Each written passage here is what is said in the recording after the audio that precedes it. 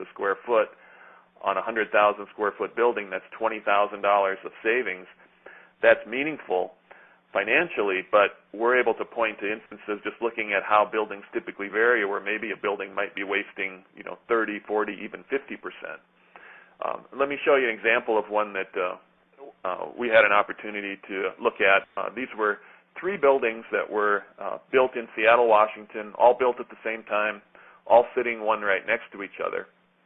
And if we pick on a couple of the buildings, we can see Building A that had an Energy Star rating of 45 and a cost per square foot of $1.25, sitting right next door to Building B that had an Energy Star rating of 8 and a cost per square foot of $2.37.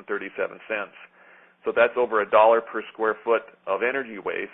These buildings were roughly 100,000 square feet in size, so that's over $100,000 per year of energy waste in buildings that, again, were built at the same time, sit right next door to each other, and really had no apparent reason from a physical standpoint in the building why they should be performing all that differently.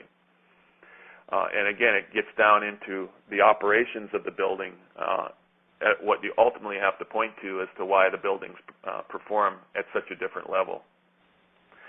So let's look at why you should care from a business perspective about energy benchmarking. And in my view, there's really 3 reasons why you should care. The first reason is differentiation.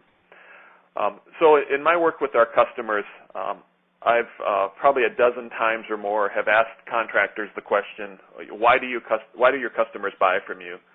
And almost always the answers are something like, well, we have a great reputation, we've been in business a long time, everybody knows us in town, we invest a lot in training our technicians, we offer